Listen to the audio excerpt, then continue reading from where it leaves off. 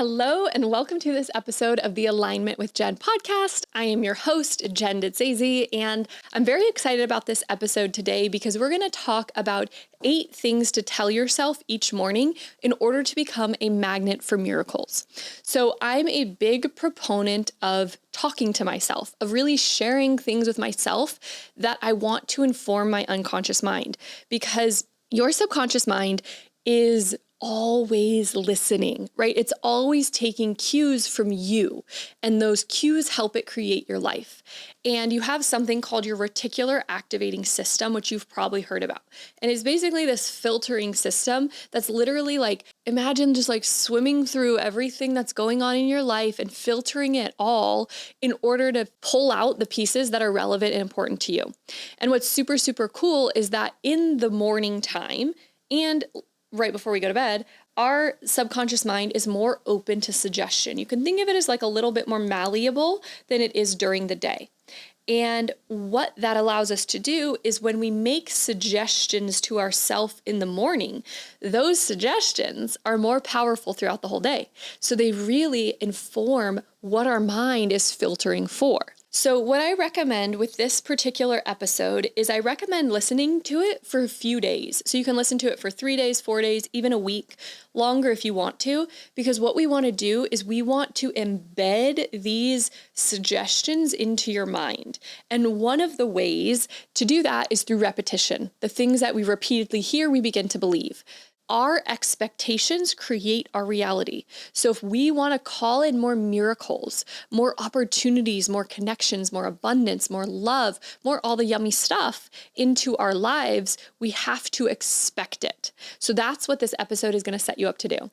So I'm super duper excited about this. Okay, first one is I wonder what miracles will find me today. So what this is doing is it's presupposing that you are going to experience miracles. It's not saying, I hope miracles find me today. It's, I wonder what miracles will find me today, right? I wonder what amazing things are coming my way. It's a very, very exciting one. And it's also asking a question of your mind. So if you ever listen to your internal thoughts, a lot of them are questions that you're asking and answering of yourself. And so when we say, I wonder what miracles will find me today, our mind is going to start to answer that because your subconscious mind's goal is to answer any question that you ask it. It is always, it's your servant. It loves to serve you. And so it wants to answer these questions. So when you ask it, I wonder what miracles will find me today. I wonder what miracles will find me today. I wonder what miracles will find me today. That is when you're going to start to notice more miracles. Because the truth is that there's already a lot of miracles happening in your life. You may just not notice them. You may not call them miracles, but there's so much miraculous in our lives to be grateful for, right? From a very simple thing of, oh, cool, I hit all the green lights on the way to the studio today. Or, oh, cool, like my best friend sent me a really nice voice message, right? These are actually amazing. Literally the sun coming up in the morning, that's actually a miracle. Like I cannot explain that. Can you explain that? I'm sure some people can, but it's miraculous. There's so much miraculous, right? So we want to prime your mind. So I wonder what miracles will find me today. Okay, that's your first one. If you listen to this enough, then you'll just know them, you know? Number 2, everything is always working out for me. So there's this book by Kevin Trudeau, and it's called Your Wish is Your Command. It's a really good book. And in it, he talks about how he basically learned manifestation from people in the secret societies. So like Harvard and Yale and all these places have these secret societies. And he said that one of the things that they all believed, all of these extremely successful people, was that everything is always working out for me. Even when I can't see it, everything is always working out for me. And this is something that I truly believe for myself and everyone that I work with, is that even when something looks challenging, there's something really good that's coming on the other side. And so I always have in my mind kind of this visual of like the Wizard of Oz, right? In the front, there's the curtain and there's everything that's going on, but then behind it is the universe orchestrating everything in your favor, and everything's always working out. Everything's being figured out for you. There's all of these like, maybe like minions, or I don't know, like angels, maybe well, instead of minions, happening behind the curtains, and they're orchestrating everything in your favor. So everything is always working out for me. Everything is always working out for me. That is a really, really important one. And that one alone is going to change your life. Like just tattoo it on your forehead. No, don't really do that. But like, you know what I mean? It's also based in this idea that life is happening for you, not to you. And that's really moving from the victim to the creator of your life. People that are in the victim mentality, that are believing that, dang, everything bad always happens to me. Why does this happen to me? Life is so difficult. They're literally giving their power away to external circumstances. They're constantly like, they're like a punching bag, constantly being punched by life. But when you can move from that victim, that reactive mentality to being a creator and recognizing that anything that happens to you, anything that comes your way, you can turn into something positive. You can take the gold and silver lining from it and you can turn it into something really amazing. That's when you become unstoppable. That's when your life begins to be created from your own power, right? So everything is always working out for me. Even when I can't see it, I know that everything's working out for me. Okay, so that second one is everything is always working out for me. Number 3, I always have more than enough time for everything aligned with my highest good. I always have more than enough time for everything aligned with my highest good. I'll say it one more time. I always have more than enough time for everything aligned with my highest good. Something I see with a lot of my clients is that they struggle with this relationship with time, right? They feel like, oh, I just don't have enough time for all of my commitments. But in reality, right, everyone has the same amount of time in a day. And there's people doing like Elon Musk or Beyonce or whatever, doing so much in a day, right? Because they're using their time differently. And so when you start to believe this, that I always have more than enough time for everything that's in my highest good, your mind starts to find solutions of how you can use time differently. I really believe that we expand and we collapse time, that time is not this linear thing. And that's also what physics shows. And so when you start to change your beliefs around time, you start to change your relationship with it. There's something that I'll do when I'm running late, and it works, I would say like 95% of the time.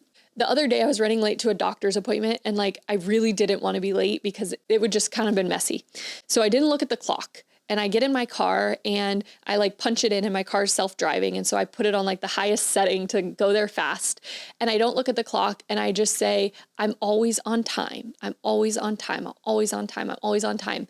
And I was supposed to be like 10 minutes late, and I ended up getting there 2 minutes early because I just didn't believe, right? I really believe that our beliefs influence what we experience with time because time is malleable. I always have more than enough time for everything aligned with my highest good. So begin to believe that. Begin to see that you always have more than enough time for everything that's aligned with your highest good.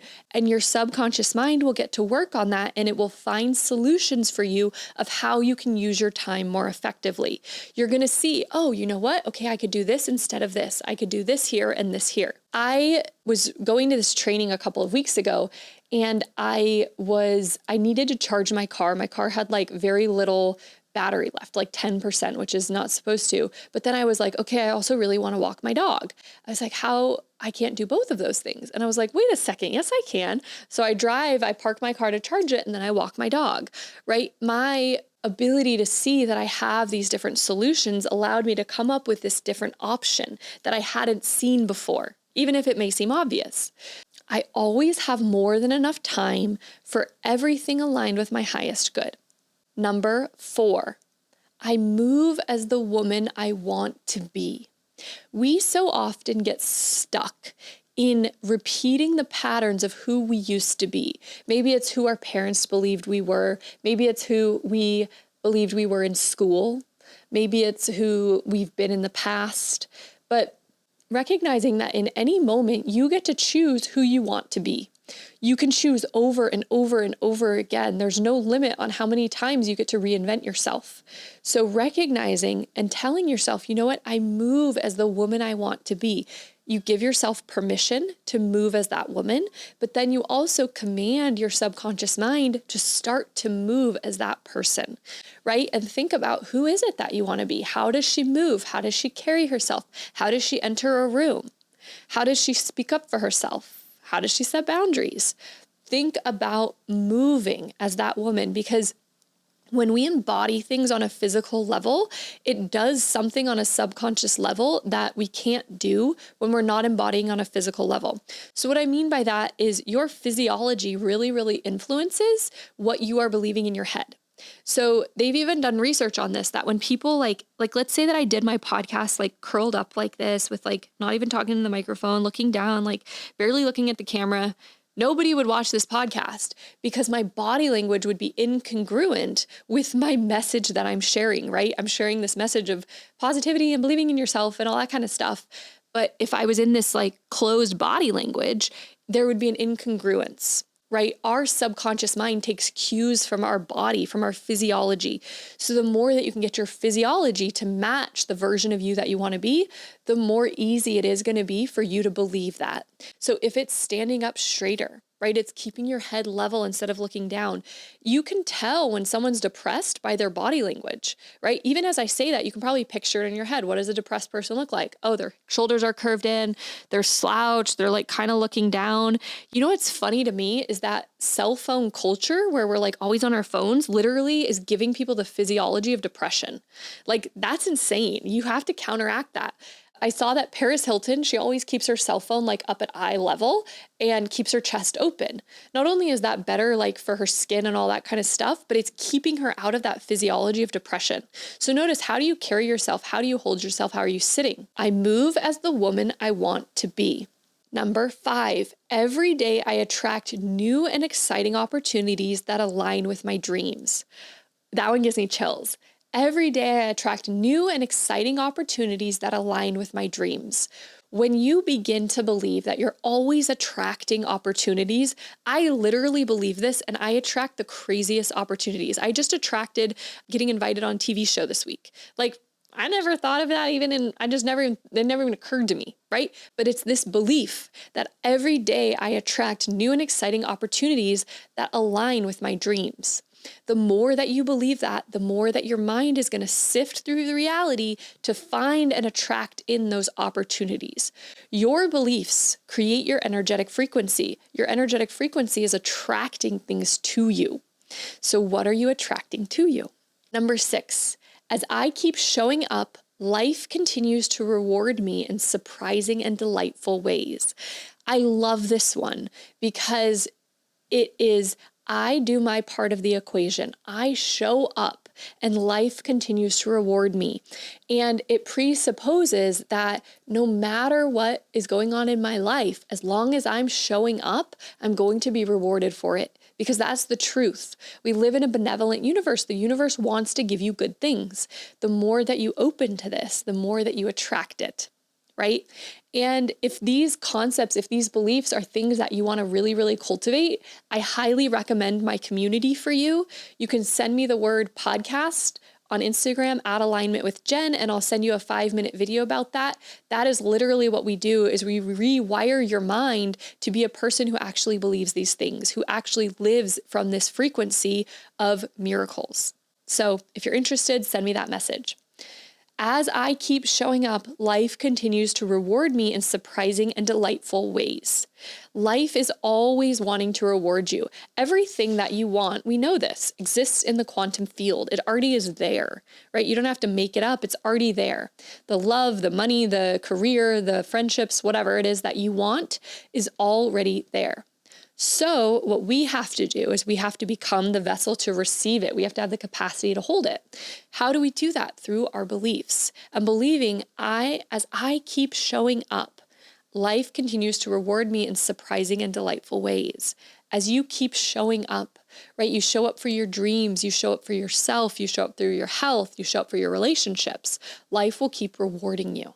I love that one. Number 7, I get 1% better every single day. 1% may initially not sound like a lot, but 1% today, 1% tomorrow, 1% the next day, it compounds like compound interest, right? It grows geometrically. It just keeps growing and growing and growing. And I like this one because it takes pressure off of you of needing to be perfect and to make all of your changes in one moment, right? We oftentimes will be like, okay, I'm going to like do 75 things and I'm going to be a totally different person by tomorrow. That's hard. That's a hard thing to do and sustain, right? But if you set the precedent of I get 1% better every single day, you're going to begin to just in very small ways get better and better. And those will compound and compound and compound over the days, weeks, months, and years. Something Mr. Beast, so you probably know Mr. Beast, he's one of, if not the most successful YouTubers. And he has this massive, massive, massive channel. And he said that when he started, his goal was just to get 1% better every single video he posted, right? 1% leads you to massive growth over time. So ask yourself, what can I do to get 1% better every single day? I get 1% better every single day. Maybe it's today I go to the gym. That gets me 1% better.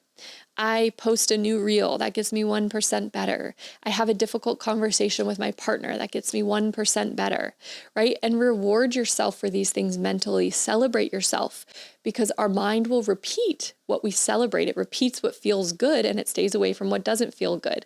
So if I'm never good enough for myself, right? I'm never doing enough. That's very demotivating for the mind because it's constantly inflicting pain on ourselves of, oh, you're never good enough. You're never good enough. But we want to move towards pleasure. So when we celebrate ourselves, reward ourselves for that 1%, it gets easier and easier. Number 8, I am so grateful for this precious human life. I have this little thing. It's like a little hanging thing. And I bought it over a decade ago when I was in Berkeley. I walked by this spiritual store, I guess. And it's this frame and it's this quote from the Dalai Lama. And one of the lines is, I am grateful for this precious human life. And I've said that to myself every single day, basically, because it sits in my bathroom. I see it every single day. And it has made me so grateful for so much in my life. And the more grateful that you are, the more that you attract things to be grateful for. Dr. Joe says that gratitude is the ultimate state of receivership. When we are grateful, we're presupposing that we have the things that we want, so we attract them in. So I am grateful for this precious human life, and it reminds us of the preciousness of our life. It reminds us to be grateful. This might be one of the most powerful ones that there is. Neuroscience research also shows that gratitude activates reward pathways in the brain. Like it literally makes us feel good in our brains to be grateful.